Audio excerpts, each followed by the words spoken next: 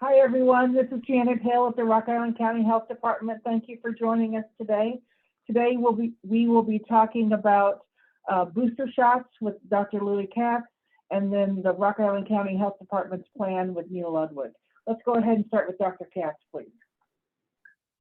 Hello, everybody. I know that boosters are of great interest to the public, and I just want to make a point very strongly that getting boosted now is not an urgent or emergent issue for anybody.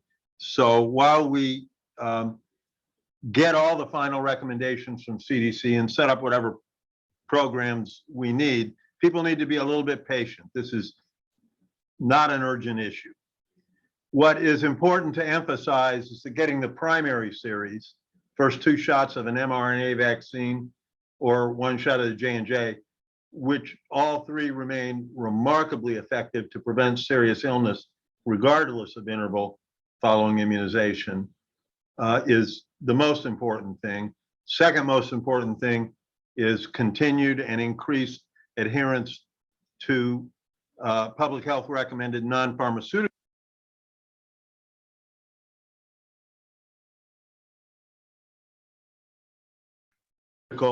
in the short and medium terms to control the epidemic. When we look at our epidemic curve in Scott County, the daily activity has reached and surpassed the highest levels that we saw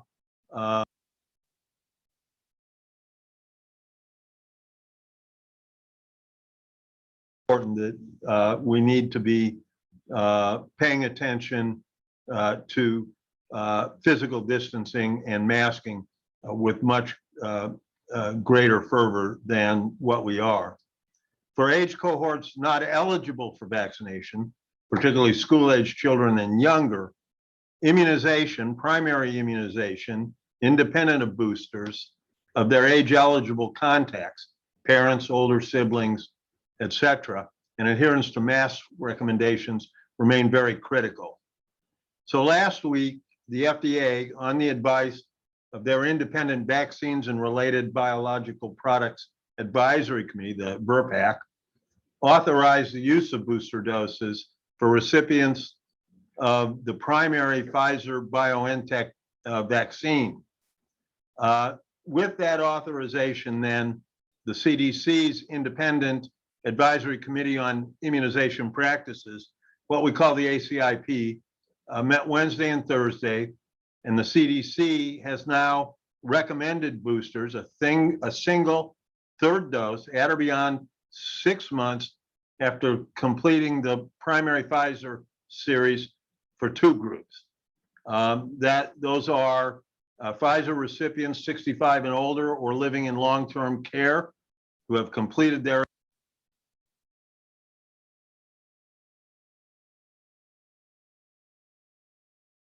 very modest but good data that there's been a very mild downward shift in the efficacy of the Pfizer vaccine preventing severe illness in those groups, the aged and residents of long-term care facilities.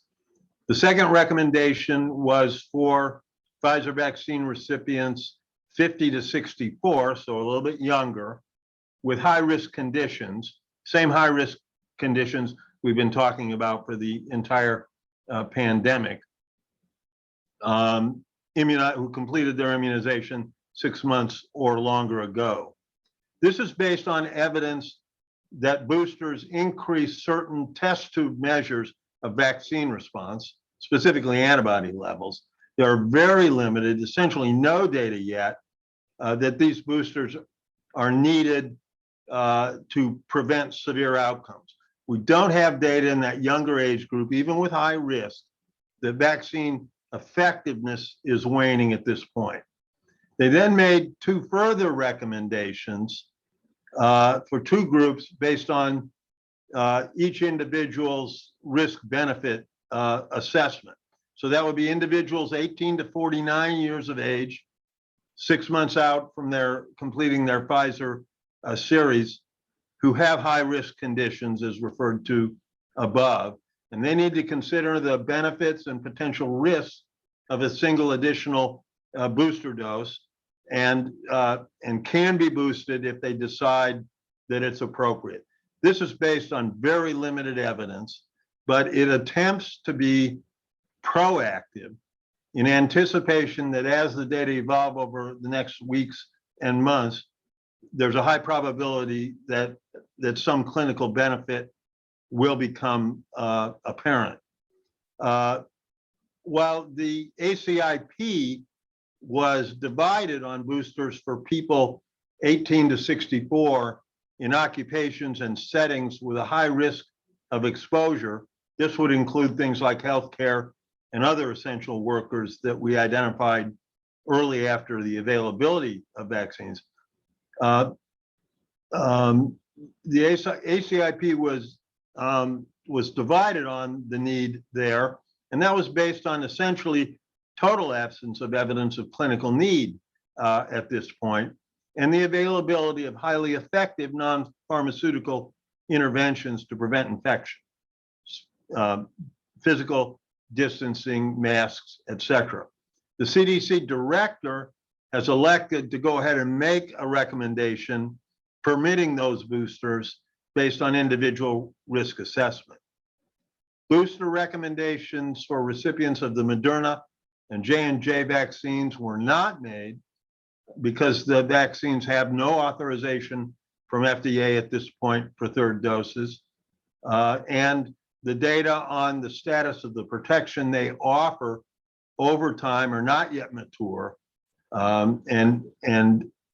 Information that would support boosting those vaccines with a dose of Pfizer are not yet really robust, ready for prime time. So you need to stay tuned over the next weeks, and I'm certain that recommendations for both Moderna and J&J will be forthcoming.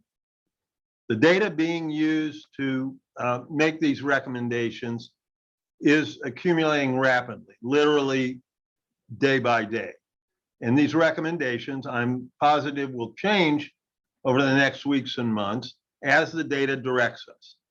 That's the cost of making critical decisions with real-time data developing on a day-to-day basis.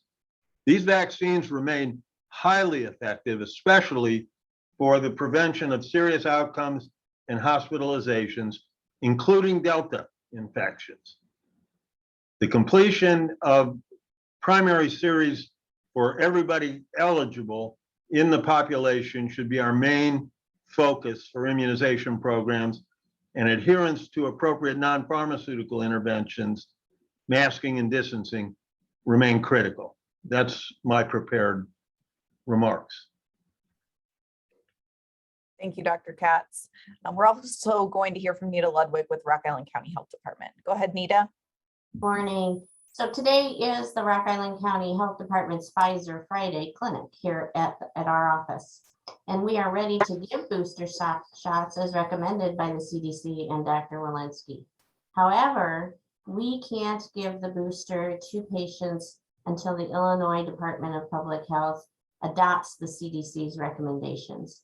So we will offer booster shots even later today if those recommendations come to us, which we are expecting to get them at any moment. Boosters will only be given to people right now who whose second dose was at least 6 months ago or March 24th or earlier.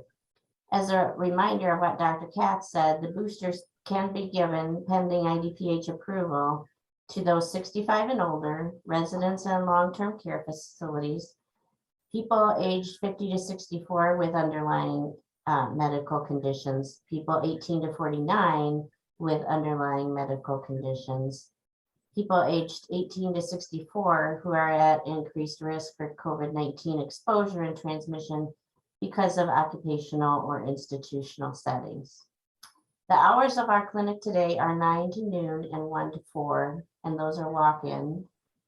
We will give boosters only to people who received the Pfizer vaccine.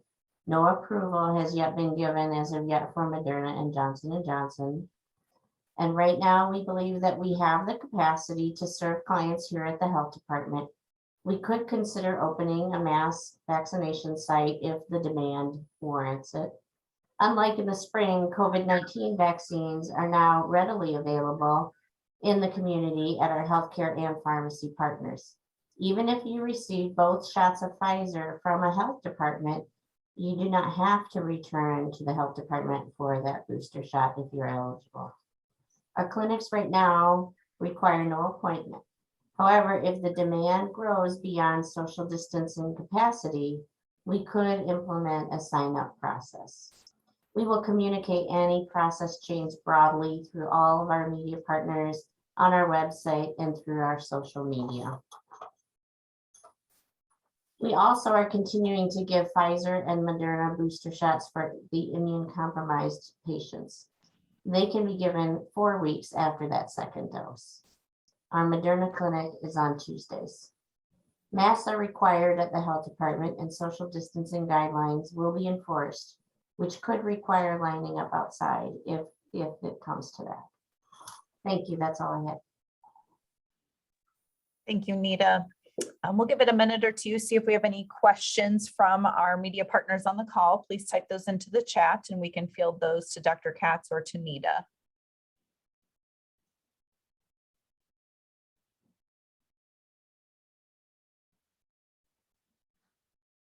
Here in Scott County, the health department continues to offer Johnson & Johnson 1-dose vaccines here on a walk-in basis.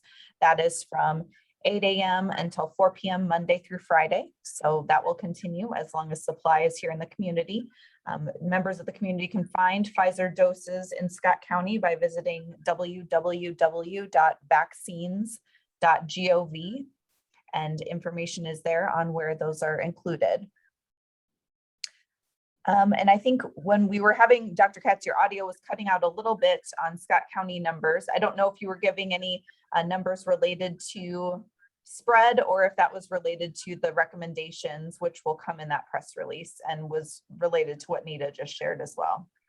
No, all I said was that our population rates have now gone beyond what we saw in March and April last spring, and look like they're continuing on the way up. So we're over 40 cases per 100,000 per day, 14-day moving average. And we can provide the epi curve as a visual if anybody needs it. Yes, you continue to monitor those and make comparisons as needed to help us determine what's taking place. Okay, I don't see any additional questions that have come in. We will follow up all of the information that was shared through a press release, as well as some of the images that Dr. Katz mentioned. You can find all of this on our website, as well as on our social media pages. The recordings will be posted there. Thank you all for joining us today on somewhat short notice. We wanted to make sure this information and the letting the community know that this is not an urgent matter and it's not an emergency for these doses to be given out now, but that it is a recommendation that's coming from the CDC. So we appreciate any support you can provide us in sharing that information. Thank you all for joining us today. Have a great afternoon and a wonderful weekend. Thank you.